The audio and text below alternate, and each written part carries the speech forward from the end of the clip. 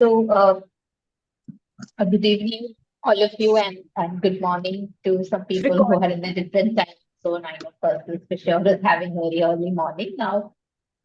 Yeah, so welcome all to the panel discussion organized by South Asian Biotics community. So before going into the details of the session, I would like to just introduce our community, SABC. So South Asian Biotics community was set up by a group of South Asian scholars last year, that was in January 2023, broadly working in the area of bioethics with the explicit aim of like bringing together healthcare ethics peers from South Asia and supporting them within the community.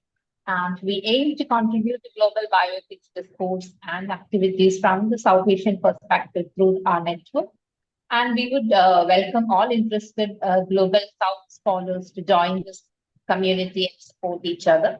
And over the past 1 year, we have organized various events, including panel discussions and capacity building sessions for the early career researchers.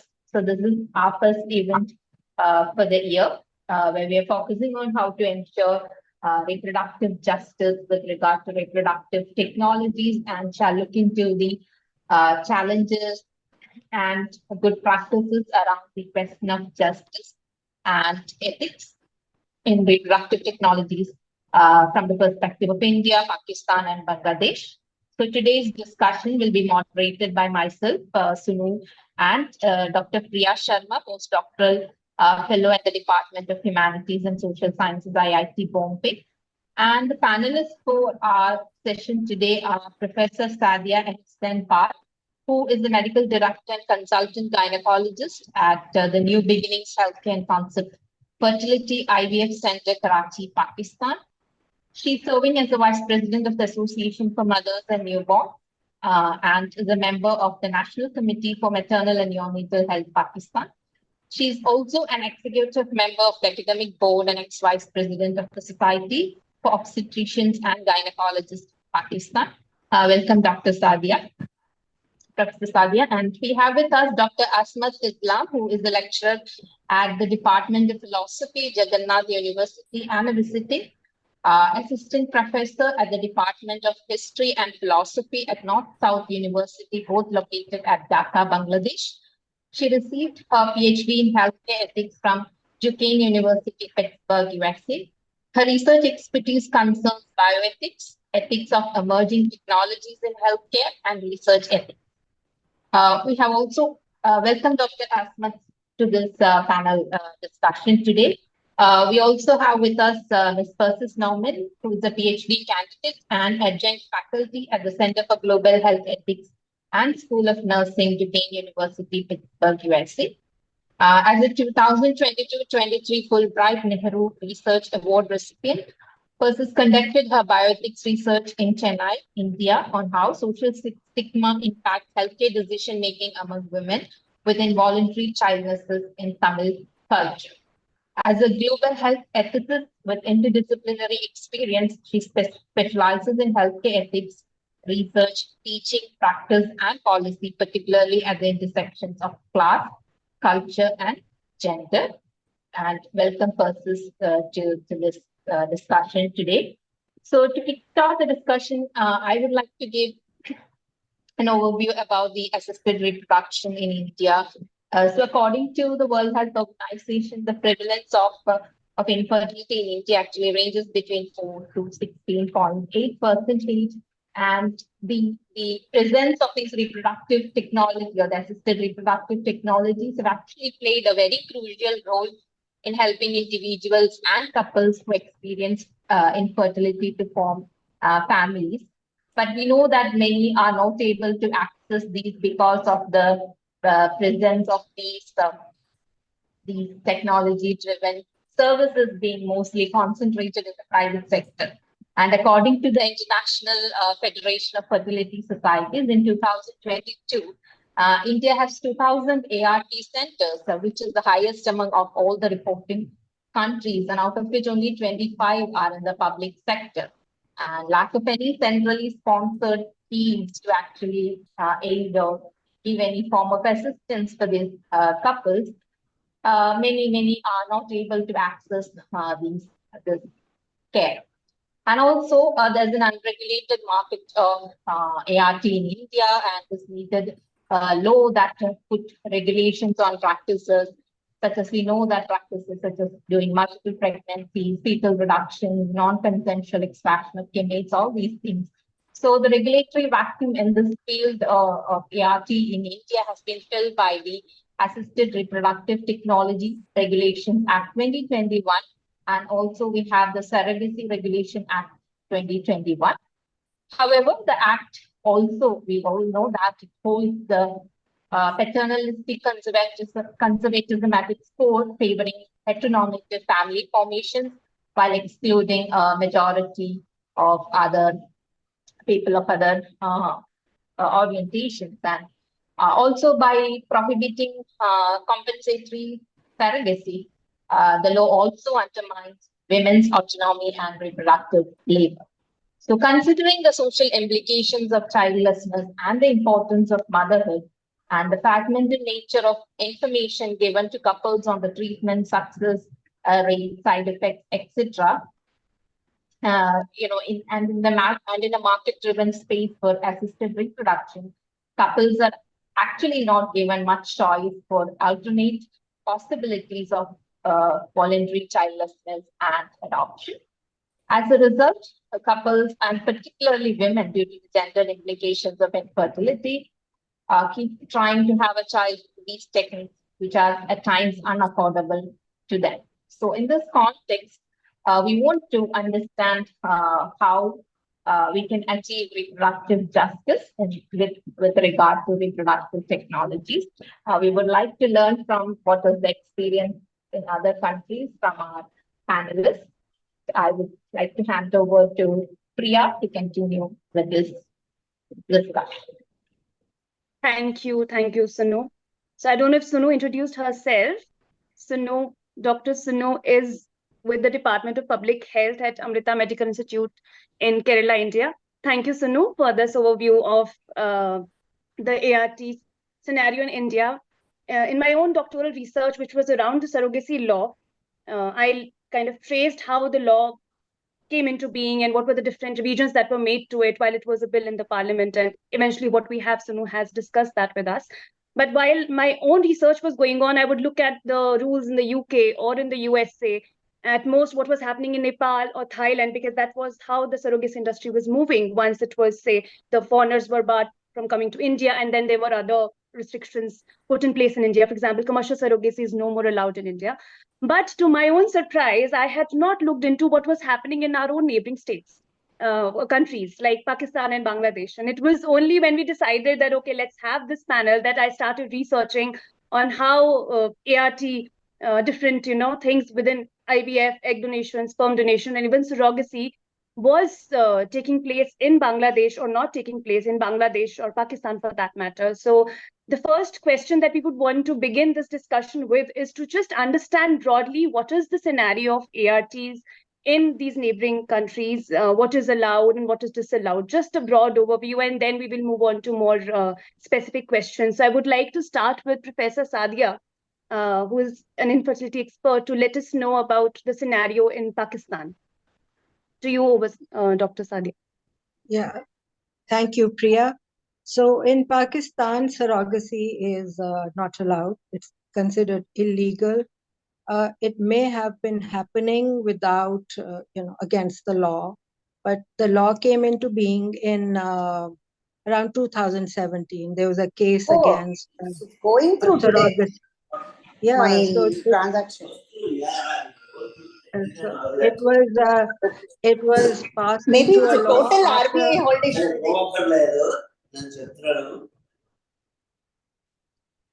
after a lawsuit filed by. Just a second, Dr. Sadiah. So sorry.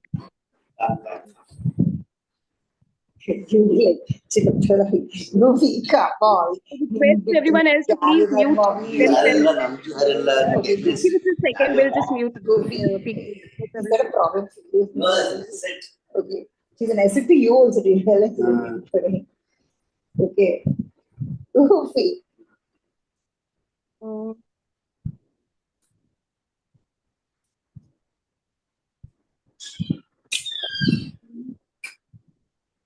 Have you figured out who this person is? I'm so sorry.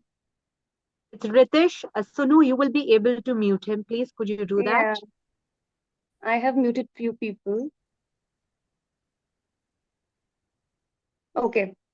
So sorry, and we should kind of, when people get in, there is something like in Yeah, settings we and, so that people are on mute when they get in. So sorry, please continue. So surrogacy is not allowed in Pakistan, and it came to be noticed and passed into law in 2017 or 18. There was a couple that had employed a surrogate mother from, they came from the US, and they had a daughter through a surrogate mother, and then the surrogate mother refused to hand over the daughter. And then went to court to keep the child, and then the law was passed that no surrogacy is allowed, no egg or sperm donation is allowed, no embryo donation is allowed. And this is in line with, as they say, Islamic principles. However, in neighboring other Islamic countries, egg donation is being done through a special arrangement, which is a temporary marriage allowed in Islam called muta marriage. So they have, like there's a fatwa and it's allowed. However, in Pakistan, it is. Yeah. However, if you want to know, I can elaborate what is allowed. We are doing, we're doing everything, IVF, ICSI, where we're doing pre-implantation genetic screening for a few like X-linked disorders and stuff like that. And strangely enough, over here, gender selection is allowed, pre-implantation, gender selection. So we haven't been involved in making these decisions. Doctors haven't. I don't think CBEC, SIUT is involved. And we would love to have a debate on this. But we're a bit scared. I'm being honest that what is being allowed may get disallowed if there's too much debate. So right now, we're not rocking the boat, and it is in the pipeline that we should have a meeting and discuss some other ethical issues as well. However, we're doing this gender selection for family balancing. We have a big population issue as well. So there are couples who are having girl after girl, and there are issues of inheritance, that it has to be a male child who will inherit the property, the lands. The more feudal landowners they are, the bigger their problem. And there are working women, professional women, including doctors, who have had several girls, several boys, and boy after boy, and they want to have a girl, and they can't afford to keep having children. It doesn't work with their profession, So I've had several patients who happen to be doctors, and they said, no, I just want to have a baby girl. So that's how it is. And egg freezing? What about egg freezing? Egg freezing, yes, we're getting more and more demands for it. It's very expensive at the moment. And although we may have done some, most of the women after counseling, they decide not to have it. And then there are these desperate women who are getting it done, thinking of doing it, like for reasons of, prior to chemotherapy and stuff like that. So very few at the moment, but yes, the demand is there, especially as our women are more educated and delaying marriage or haven't found the right man worthy enough for them. And I'm totally for that, that they would like to, but eventually, they would like to have a baby if they find the right man. So nothing wrong with that as far as I'm concerned. Thank you so much. Thank you so much for this overview. And in India, for example, about sex selection in India, since 1994, it is illegal, but it doesn't mean that it doesn't happen. So there are different ways of hospitals to still, go around that and do it. But thank you so much. It was really insightful to know, what Yeah. is and what is not allowed. I just want to clarify one thing. Sex selection for abortion is a no-no in Pakistan. Mm. But we get a lot of requests from, random women that, can I do this sex selection? Is there a method before conception? And there is nothing. So, and we don't stop people from having ultrasounds. There's no problem. They can go and even find out their sex, but hardly anyone ever gets termination of pregnancy on the basis of the sex of the baby, presumed sex. It's very rare. However, this gender selection is dependent on whether you have money or not. IVF is totally private in Pakistan. There's no government funded IVF, maybe till IUI. But the cost of the IVF almost doubles when they go for gender selection. So you have to be very rich to think about it. And it's not 100% thing, although their results are better because they don't have infertility. But it's so that's there. Yeah. Yeah. Thank you so much. So now moving on to Dr. Asmat. Sunu, are you saying something? You're on mute. Yeah, I just wanted to clarify with Professor Sadiah, like, what about the donor insemination? Is that allowed or within? In Pakistan, no, donor insemination is not allowed. And even the embryos, like we have extra embryos, and if they want to donate them to somebody, even that is not allowed. So it's a bit of a shame, because they're perfect, nice, good embryos, and we have to waste them. We can't use them for anything, not allowed.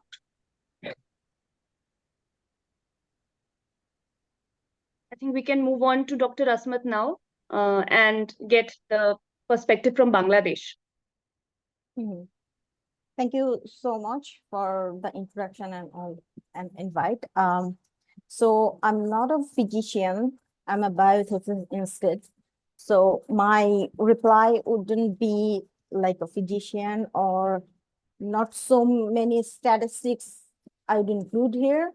But since I have studied in US, so I know a little bit what has been going on US in application of reproductive technologies. I have some similar issues, and I have rejoined in my teaching duties here in Bangladesh. So I'm trying to figure out what's going on in the application of reproductive technologies here in Bangladesh. It would be more like similar to Pakistan. It's a Muslim majority country, but I can tell the ethical dynamic why in Bangladesh or in South Asia, the ethical dynamic of the application of reproductive technologies, or what are the obstacles why we can't do the same as developed countries like US or UK or most of the developed countries. So one of the things is social structure, I would say.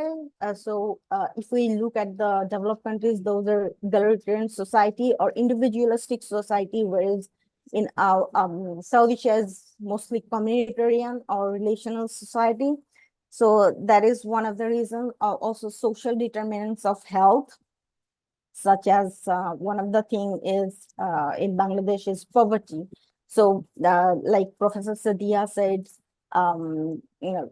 IVF is for rich couples or the well-off patients, they can afford it. So this is one of the problems here in Bangladesh as well. Here is religious diversity. So we really need to look at Islamic bioethics, whether Islam permits it or not. Professor Sadiah already said so many things. In Bangladesh, these are similar things. However, Bangladesh is Muslim majority country, but constitutionally it is secular. It says Bangladesh is a secular country because here the religious diversity is a thing that consists of Muslim, Hindus, Buddhist, Christian. So there is a dynamics, but it is a Muslim majority country. So mostly Islamic bioethics apply here. However, this is problematic. The ethical problem is really concerned that we cannot simply apply the global ethics or the universal ethics, or like utilitarianism, deontology, or so many ethical theories directly here, which has been applied in developed countries. We cannot do that in the same way here. We cannot simply apply Islamic laws and rules here like in other Muslim countries, because it's not Bangladesh is different from cultural and religious points of view. It's not full. We cannot say it's completely a Muslim laws or Sharia followed country. Again, it's not. It doesn't apply the Western ethics. Western ethics, so it's problematic. It is. I would say this area is still developing. We're looking at the problems as bioethicists. What are the really problematic here, such as one might say family traditions as well could be a obstacle here. So overall, I would say that pluralistic values persist here in Bangladesh. And we really need to look at how these pluralistic values interact with autonomy, or say, if I say distinctly reproductive autonomy, or how these pluralistic values actually interact. We really need to find out those things to give an answer that why it is problematic to apply reproductive technologies as West does or in other countries.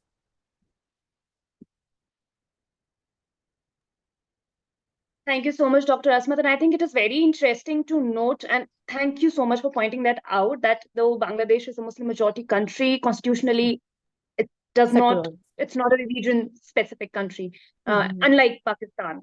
And like Dr. Sadiah also said, that there are other countries which are like Pakistan, but then there are and they do allow a lot of things, but then there are different arrangements in place. So I think that gives us a very good and varied overview to understand that how religion can be a factor, but cannot be the only factor, depending on what kind of constitutional arrangement is there in that country. Yeah, now I'll hand it over to Sunu to take over the next set of questions. And you're on mute, Sunu. Thank you, Priya. I think we'll move on to our next speaker, Persis, I think, and we would like to know from her research as Fulbright scholar in Tamil Nadu, India, on what her findings on how stigma was influencing these healthcare decision making for women with involuntary child. Yeah, thank you for having me. First of all, it is an honor to share the space, meaningful space with a group of such insightful experts here, and it is definitely a much needed discourse and dialogue in today's world. And thank you, Dr. Sadiah and Asmat, for perfectly setting up the stage for my topic. Especially like you both talked about how women choosing this, asking for this, trying this. By this, I mean like IVF or gender selection or surrogacy, etc. So I wanted to research on why behind the what. Like, why do women make the decisions they make? So before I go into like the research information that I have, I just want the audience here to take a moment to reflect on the following, right? For example, imagine growing up with an ongoing medical need that no one in your support system wants to discuss openly. Imagine it requires social privileges, incredible mental workload for you to muster the courage to access medical assistance. And imagine the possibility of leaving a medical appointment.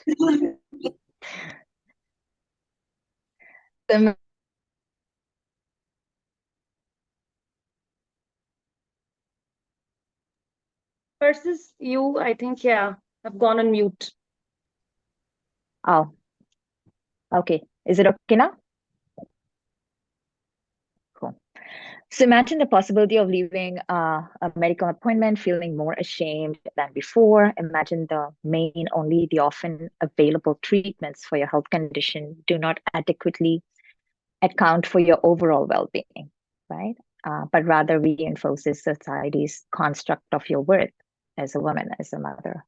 Imagine all of these experiences lead to neglect and denial and an obstacle to accessing healthcare long-term. So 24-year-old women in Tamil Nadu, Chennai, did not have to imagine any of this. In fact, just like her, for many women and girls in South India, this is their reality. Unfortunately, these stories are far too common. I grew up myself surrounded by women with infertility, infecundity or involuntary childlessness, family, friends, and neighbors. And these were aunts, sisters, wives, daughters, and somehow social stigma, right, persists in society, costing women their mental health, their relationships, their careers, or even their lives. And these have severe psycho, social, and ethical implications just for being involuntarily childless. And that brought me to dig a little bit deeper into like just the epidemiology of involuntary childless, right? Literature surrounding involuntary childless typically focuses on experiences of women with infertility based on the epidemiological definition of infertility, and the experiences of other women who face infertility due to other factors, such as never having a menstrual period, right? For example, the definition says sexual intercourse over a period of 12 months and couples, right? So those are lost in the gap. And then again, involuntary childlessness defined, we also know like it's defined as a global public health issue. And we know the statistics of infertility across the globe and in India, yet lack of attention is given to that in India, probably because of the large population, right? This country has so much population. Why should we specifically focus on involuntary childlessness as a public health topic in India, right? So if you look, there is no, India hasn't decided that as a public health issue, whereas World Health Organization calls it as a public health issue. And to bring it specifically to the Indian socio-cultural context, for example, the experiences of women with involuntary childlessness vary remarkably from country to country. For example, in the West, me growing up in Chennai, Tamil Nadu, India, and now living in the US and having a little bit of knowledge from both sides academically, but also personally in the West, involuntary childlessness is more of a private experience. Although there is some level of stigma around being childless, it is not to the extent of experiences in the Indian sociocultural context. It is deeply associated with social stigma and has severe health and social implications. And also exacerbated, particularly for women, by the conflicts of personal, interpersonal, sociocultural, religious constructions of motherhood. And that leads to various issues such as feelings of guilt, marital stress, discrimination, ostracism, and even death. I cannot emphasize enough that for many girls and women with involuntary childlessness in South India, this is their reality. At every step in their involuntary childlessness journey, social stigma has played a major role in deciding if, how, when, and why women and girls access medical assistance. And also the literature simply points to the associated stigma as a social implication and pays little to no attention to examining how that stigma makes healthcare decision challenging for women with lived experiences and impacts the quality of care that they receive. And also the reason why I chose Tamil Nadu is in India, like studies have showed like higher percentage of childlessness in southern states compared to northern states, and with Tamil Nadu having the highest percentage.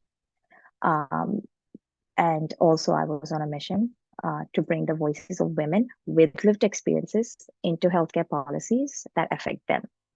So I spent 8 months in Chennai, Tamil Nadu, for my Fulbright Award last year, interacting with women with involuntary childlessness and learning from them on the impact of how or how social stigma impacts their healthcare decisions. And the idea behind this, I don't know, some of you might be familiar with the concept of narrative ethics.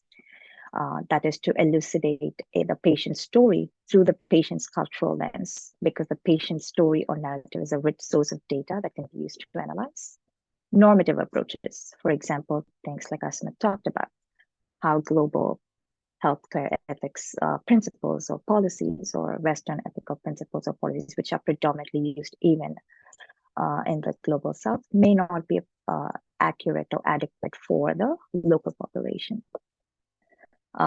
So I want to take this moment to thank Fulbright or Duquesne University, several centers who are going to fund this research.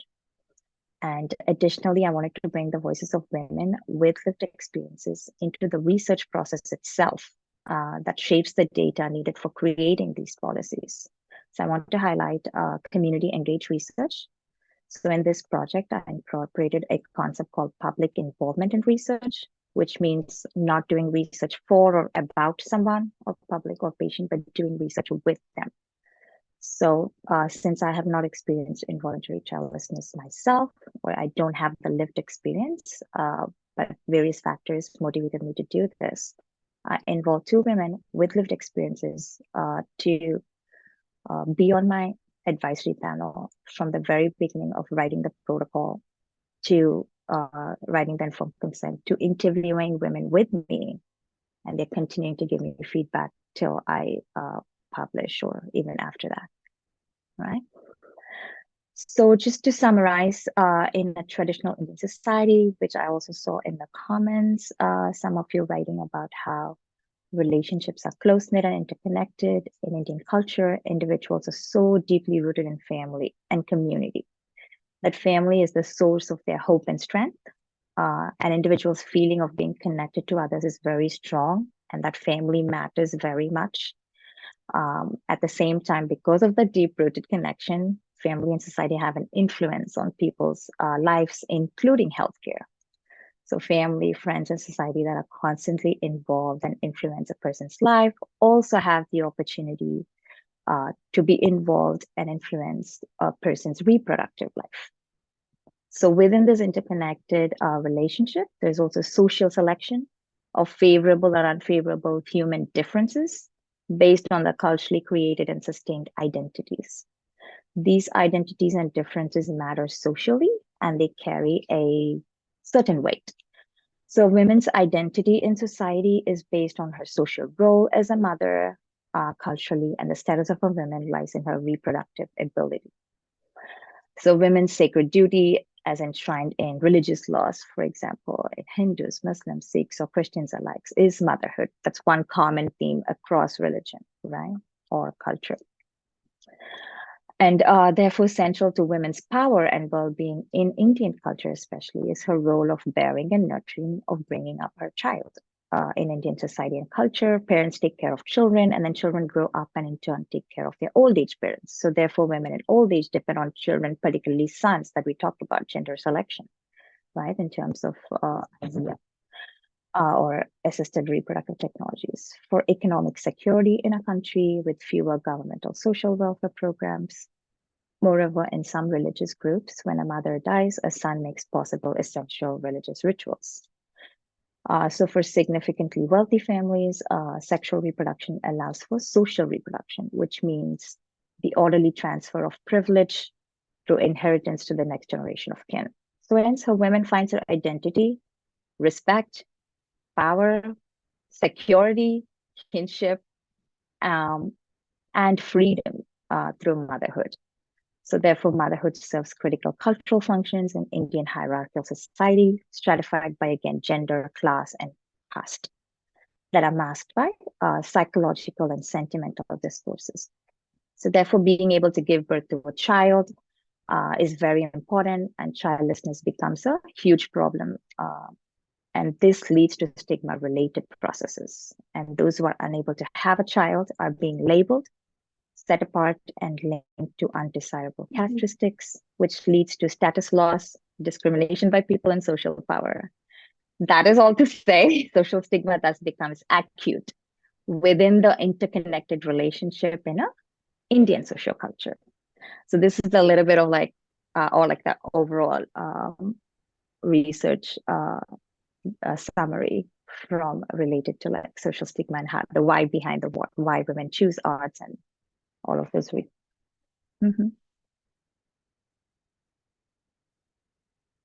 Thank you, Persis, for that elaborate details about how stigma can influence healthcare decision. I would like to now turn to Professor Sadiah to actually learn from you about how these social cultural factors influence the same in Pakistan, how the decision making around different treatments and all those things are made, and how do that Sorry, as a fertility expert, how do you navigate this while dealing with the patient? Actually, you'll have to repeat the question because your voice was breaking and I can't. Okay. Sorry. I just wanted to learn from you what is the experience in Pakistan with regard to these sociocultural factors, how it is influencing the treatment decision making. And as a fertility expert, what are your experiences, or how do you navigate these things while dealing with these kind of issues? So, yeah, thank you. That's a very pertinent and good question. I don't know if you people, I think you people aren't aware because I work very closely. I'm actually a member of the South Asian Federation of Obs and Gynae as well, and I've served as a chairperson of their Reproductive Health Committee, Maternal and Perinatal Health. So COVID has helped us in a way interacting with each other like we've never done before. And what I have to share is that we're very similar in our cultural practices and biases and maltreatment of women, not treating them as equal, and even women treat women badly. So it's not just like the men who have this superior attitude, but it is very much like what Persis has related about India, and as well as yourself.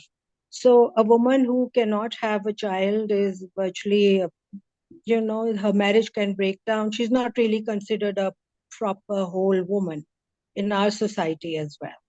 So they think the purpose of a woman's life, once a girl grows up into a woman, these are kind of norms that are inculcated into her, especially in the families which are not very educated and more rural, that her duty is to look after the family, get married at a young age. As soon as she reaches puberty, I mean, the girl is ready to get married and bear children. So this is changing though, with more education, and girls are revolting and refusing this as well. The society is changing. I'm not saying that we're the same. We have changed a lot. We have evolved a lot. Some things for the better, some things for the worse. However, it is very similar. The people are very similar. The cultures are very similar, regardless of the religion. I don't think religion plays a role in the culture at all. People will do, like I say, human behavior is the same, and people will do what humans do. However, in our society, this disrespect for women is prevalent in all the countries, unfortunately, and very sad. I don't know if I've answered you though.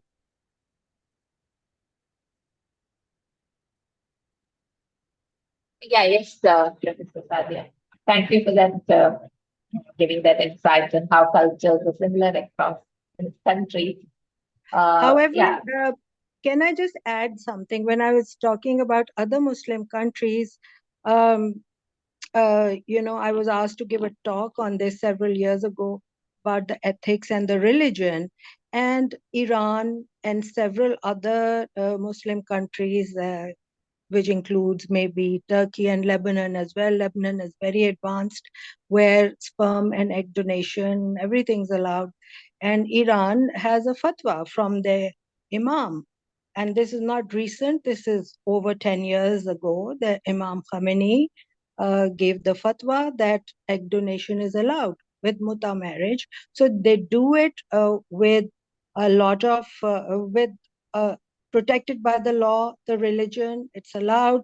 And there's a medical tourism because we refer our patients there to these countries. Previously, there was a lot of tourism with India as well, because IVF is much cheaper there as compared to Pakistan. And there are more choices. Of course, you have so many IVF centers. And the things that we can't do here were possible over there. But with the visa restrictions, etc., more and more are going to neighboring Muslim countries.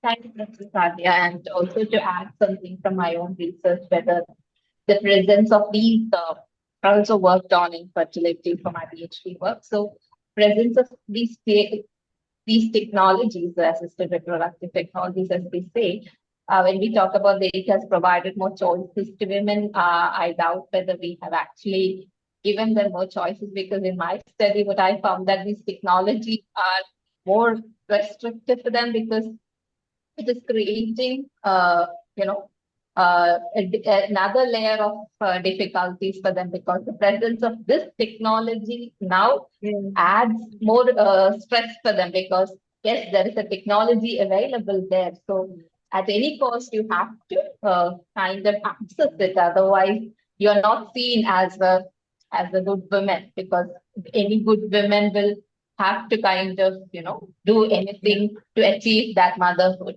So that is what I want to emphasize them. I would like to hand over to Priya. Yeah, and it is class-based. Who will be able to go to another country to access it? At the end of the day, it is class-based who's able to access these. That's the reality all across the countries. And why would people come to India even when, say, surrogacy was allowed for foreigners? Why would anyone come to India? Because it was much cheaper as opposed to in their own countries. So I will now go to Dr. Asmat to learn from her research. She's worked on the moral issues around pre-implantation, genetic diagnosis, and CRISPR technology. And I wanted to just learn from her what are the possible responses that you have seen in Bangladesh from the standpoint of, whatever the socio-cultural arrangements that are there in the country, how people have responded to these technologies.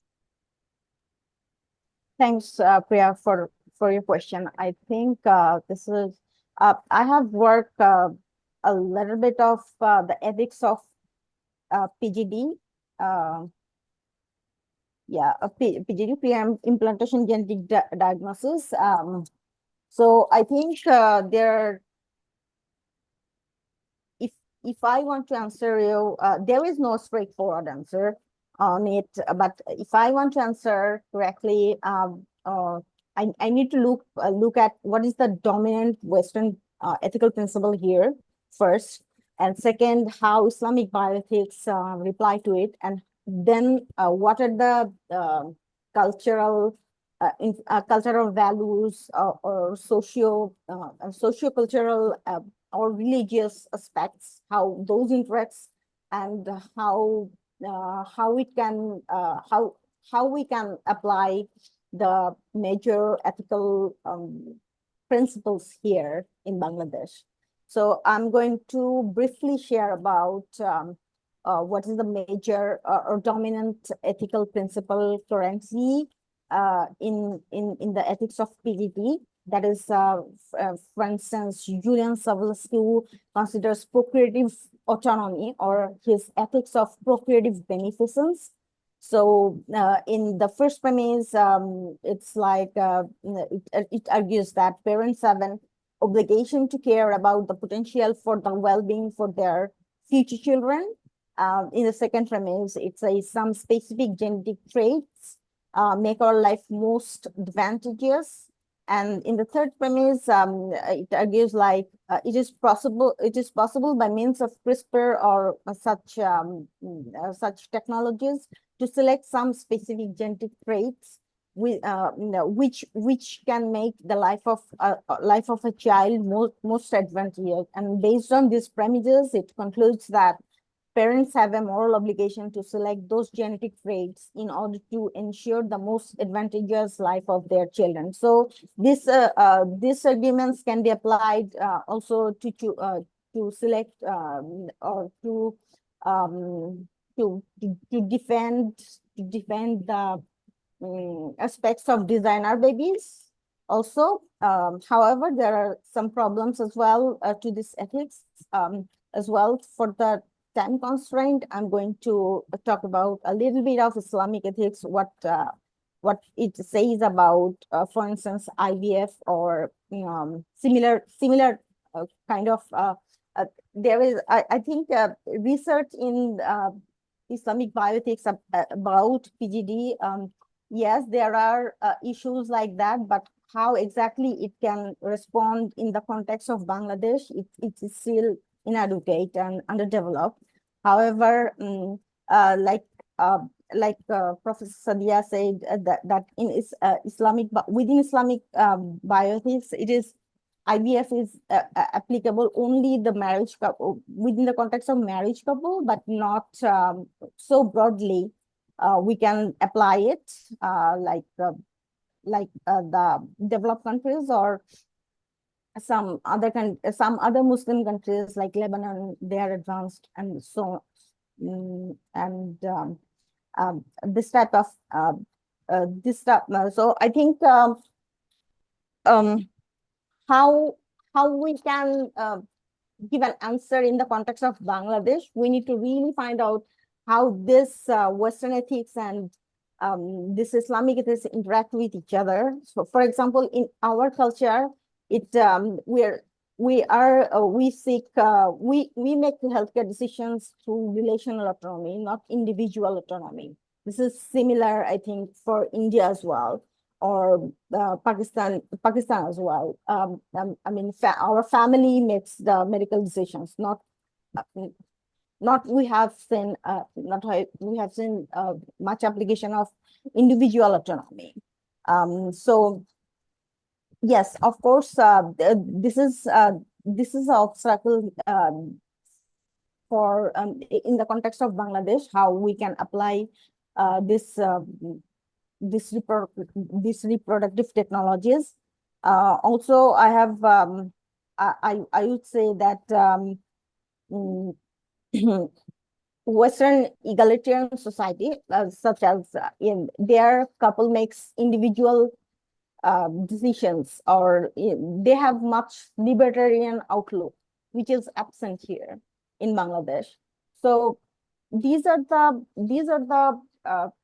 some of the primary issues, I would say, that are making obstacles that we cannot directly or directly apply the Western ethics in Global South, or particularly in Bangladesh. Yeah, thank you, Dr. Asmat. And because you have mentioned about relational autonomy and relational ethics, my own work has been on feminist care ethics, which has been kind of, it's not just that it's been, applied or being developed in Global South, but everywhere. So this idea of relationality being, or, care or interdependence being central is recognized in other parts of the world also, including Global North. Which we all, as you rightly said, that it is more individualized or more that atomistic kind of society, but the value of centering relationships is something, or relationality for that matter, is something that is being recognized from feminist ethics for some time. So which is a person also is seen as a relational person, not as an individual person who can make liberal decisions, whatever he or she wants here in this context, in South Asian context, I think. Yeah, thank you so much. So now I think, should move to the culminating question, which is the other part of the title, which was towards reproductive justice. So how can we, move towards a more reproductively just society? I would like to just know your thoughts. So I'll start with Persis. Persis, how would you imagine a reproductively just society would be when we talk about reproductive technologies?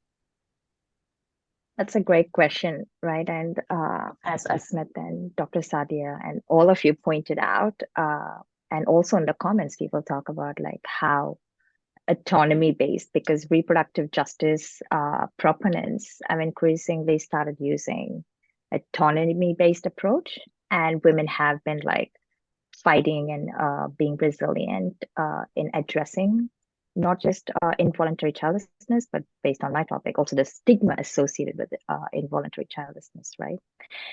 And typically when they want to like fight against it, again, the options that are provided to them are like arts, and the other option that's provided to them is adoption, right? However, with my research, asking directly women with lived experiences, like what their experience is like, depending on the options that's provided to them, it's obvious that these technologies do help women, and that they provide added advantages to help them. However, there's added ethical issues, right? As you all discussed, even with that, right? For example, that appears like, again, responsibility falls on the women, right? That we have to do at any cost, try to have a child.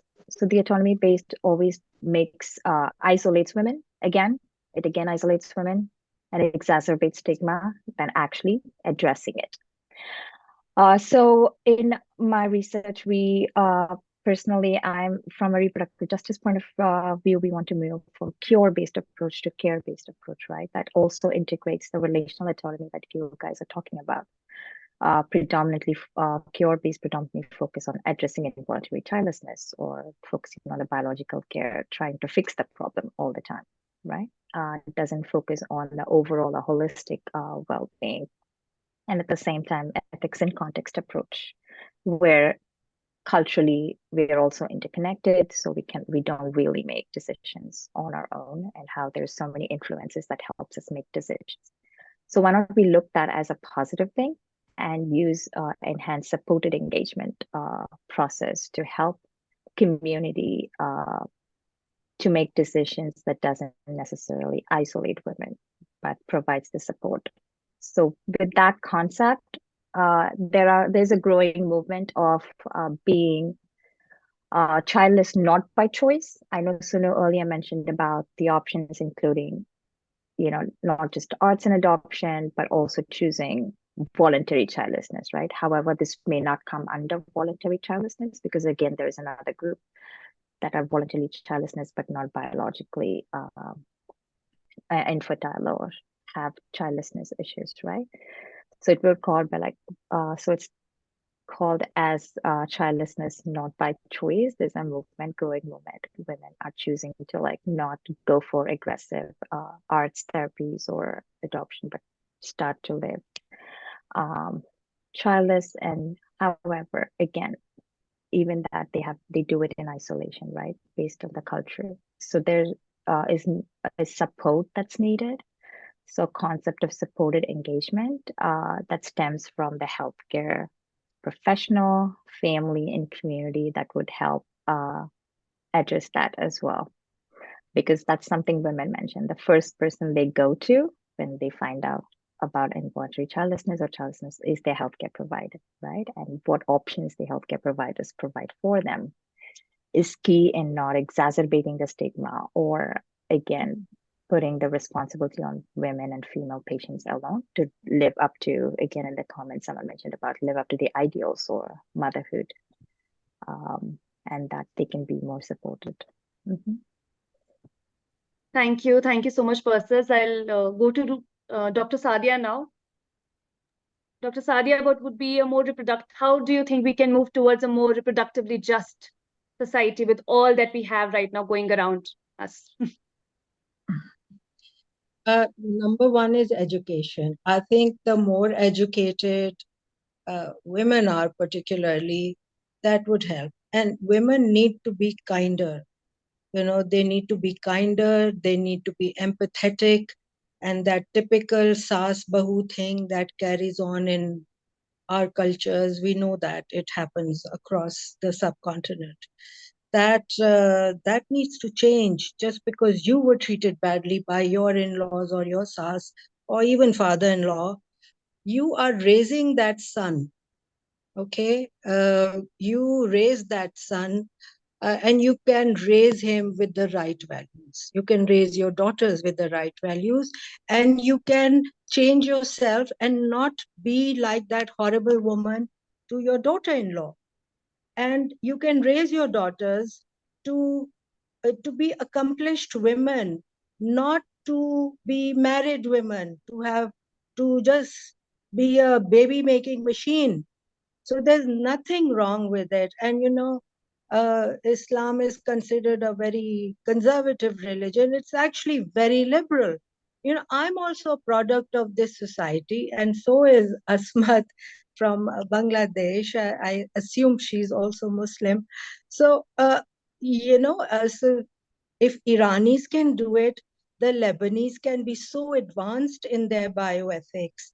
They have done it through their own ulema and a clause called ijtihad, which means you can adapt your religion according to times, according to scientific progress. And what stops us? We have to be humanistic, and no religion teaches us to behave like this. No religion. I mean, I haven't studied the Hindu religion, but I do know about something about the monotheistic religions, and I do know about the Buddhism, but I think all religions teach us to be good human beings. And everything, all the wrongs in society related to women and how they get treated, revolves around women. They can change. They can raise their son with the right values, who is a good human being. So that's my message. And we can start with ourselves. Even doctors are so rude and badtameez in our society. They're horrible to their patients. Yeah. So, that is just not on. So we can start by changing ourselves and talking about it. I'm so glad you ladies are talking about it, because unless we talk about it and call what is wrong, wrong. This is the difference between us and the Western nations. I've worked in UK, I trained there. And if you don't say thank you, somebody will point it out to you. You did not say thank you. So, and we have this culture of not telling off our elders. It's considered very, very bad. You do not question your elders, and that is where we are wrong. We have to call a pot, if something is wrong, we have to call that person that you did wrong.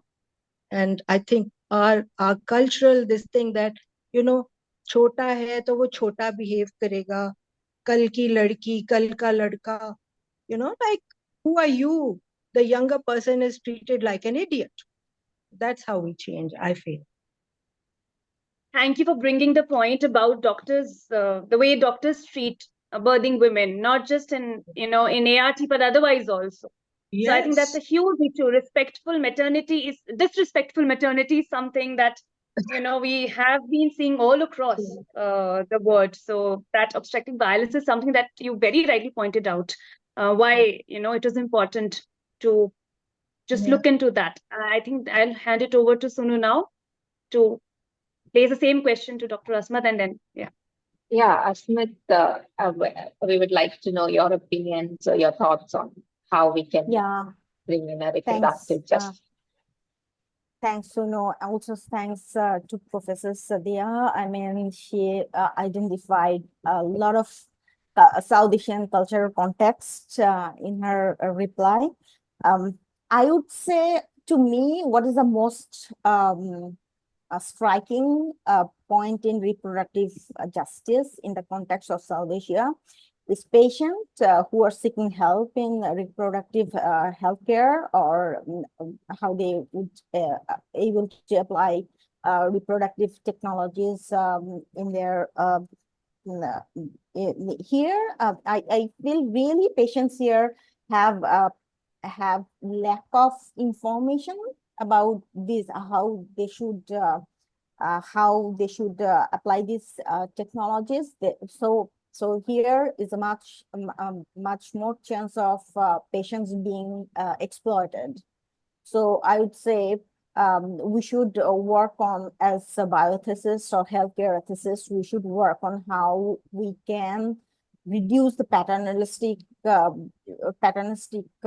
aspects in the context of healthcare in South Asia, and give more power to patients to make their decisions, to help them to make more informed decisions, and avoid exploitation in the reproductive healthcare setting, to step forward in health, reproductive justice, I would say. Thank you, Asmat. And I think we will love like to have the audience. If you have any questions to the panelists, we'd like to take those things. Anyone can unmute. And There's a question already in the chat, Sunu, by Huda. okay.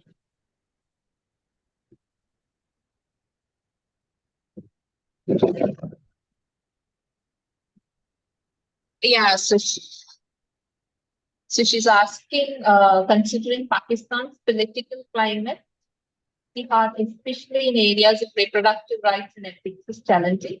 Is a collaborative platform with jurists and medical scholars required to introduce ethical and modern approaches in Pakistan? So I already mentioned when I started initially, maybe it didn't come across, that we need bioethical discussions with religious scholars if we want to progress in all these issues, including surrogacy and donation, etc., which is happening in other Muslim countries. And so without that particular debate and legality from the conventional law and as well as Islamic scholars and fiqh, coming together, we can't do it.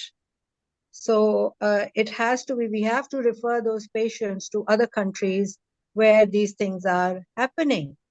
So, and no doctor wishes to break the law, but we must remember that when IVF started more than, God knows, 30 years ago, the Al-Azhar University, which is the prime or the most revered or the seat of learning for Islamic thought, is and one of the oldest universities in the world in Egypt.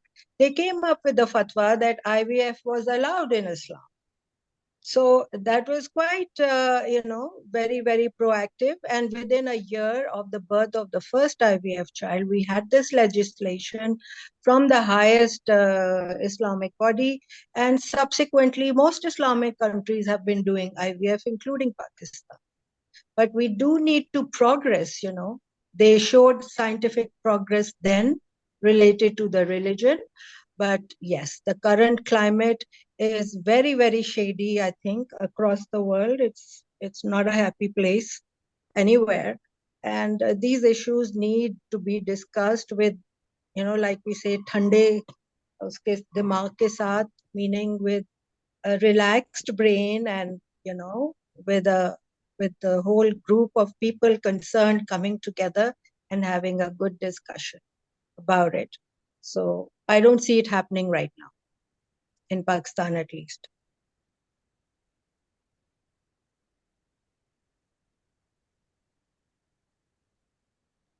Thank you so much. Dr. Sadiah. I just wanted to flag this one thing before we take the next question, that we understand we have not covered the requirements around reproductive technologies of the LGBTQ group. We have mainly spoken about women today in this panel, so that we acknowledge that we have not done that, and maybe hopefully very soon we'll do that in the next session. Also, the fact that there were some pre-submitted questions which have already been answered. So there was this question by Niaz Ali around the current laws and gray areas there, and why looking at moral, when we talk about ethics, why looking at local context is important. Why can't we just look at the global context? So that has already been answered, that how it is important to look at the local context. And there was this another question by Antonia Pushparaj around surrogacy and sperm donation, all these other things, that they are luxury and not everyone has the means to do that. So can we look at it as women empowerment? So that also has been answered in one or the other senses. So we'll move on to the other question, which is in the chat by Annie, which is around health communication. So what role does health communication and the problematic assumptions in the content play in infertility ART? How does this impact reproductive justice? And anyone can take that up.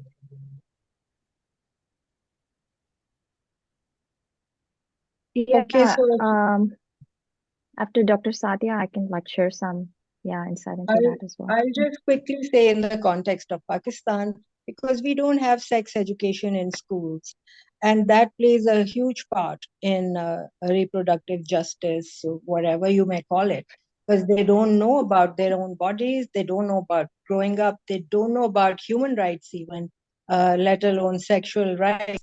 So it's something which is being addressed in Pakistan through online and forums like that. People can log in and get information, but there's a huge gap where young people, child abuse, don't forget that is a result of lack of education, and specifically sex education. So that needs to be addressed, and I'm sure that will set many things right or reduce the numbers. Thank you, Dr. Sadiah. That's a great point. Because with health communication, like we can think in terms of three things, right? Prevention. So that's what Dr. Sadiah is talking about. Education helps in prevention. Whenever there are situations where we are able to prevent certain issues. But again, also like health communication should also focus on not just biological care, but again, based on my topic, yet focus on like emotional care, psychological care, and social care as well, because of the stigma associated with it. And look at the whole person. And again, like we talk about education and care, but who does this? Whose moral responsibility it is, right? So that's something we need to address as well.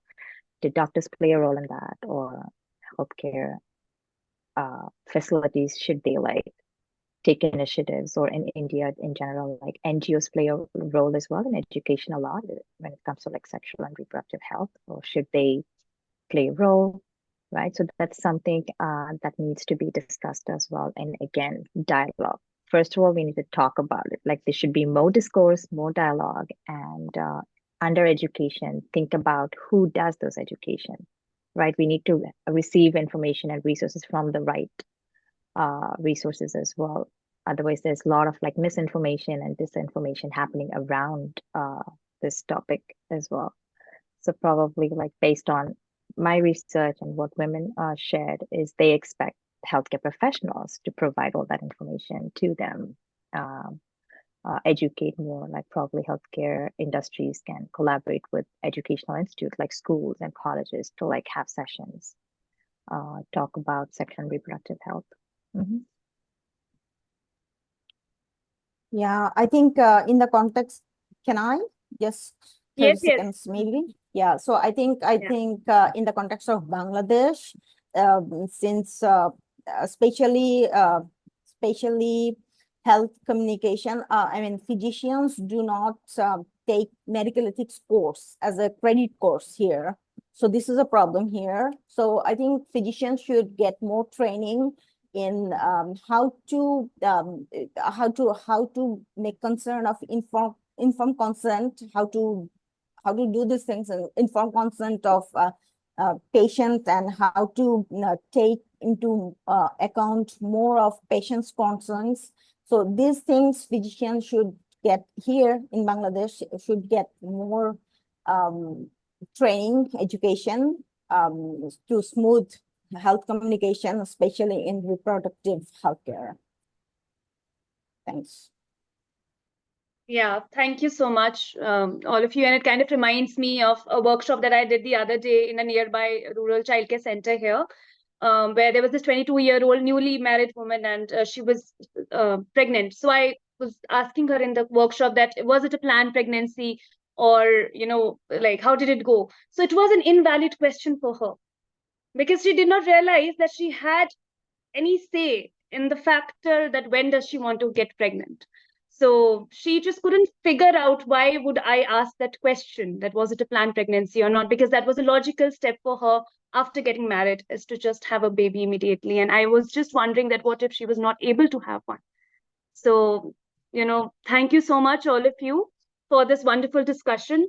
Okay, we have one question by Professor Mala, so we can just take that up as the last question and then end it here. So I will just read that question. So yeah, she says that, will it help across all countries to revisit the issue of infertility as a reproductive justice issue, and try to initiate a discussion on the unjustness of it and the need to invest in comprehensive infertility care?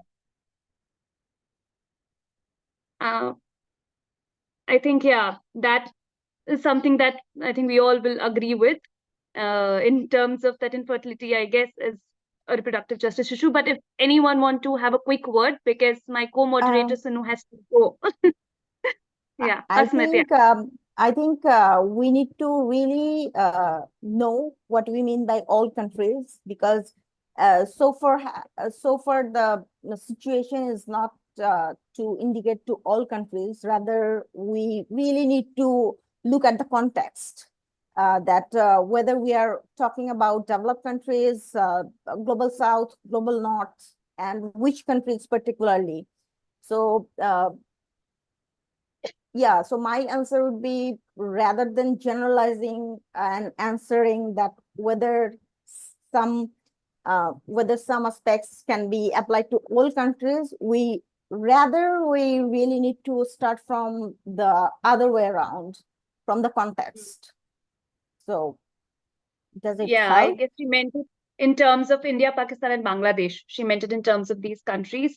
But yeah, Okay. also the factor of primary, are we looking at primary infertility or secondary? That also becomes an issue in developing countries like ours. But thank you so much, all of you, for being here. Thank you to all my colleagues at SABC who have helped put this together. And thank you to Professor Sadiah, Dr. Asmat, and Persis for being here with us and for taking out time. And to all the lovely audience who have registered and subscribe to our small community. We hope to see you whenever we have the next event. And in the meantime, please write to us if you have anything to say. We are on LinkedIn, we are on Twitter, and you can always email to us. Thank you so much, everyone. Yeah, thank you. Now we all go. Thank you. Thank you. Thank you. Bye. Thanks. Bye.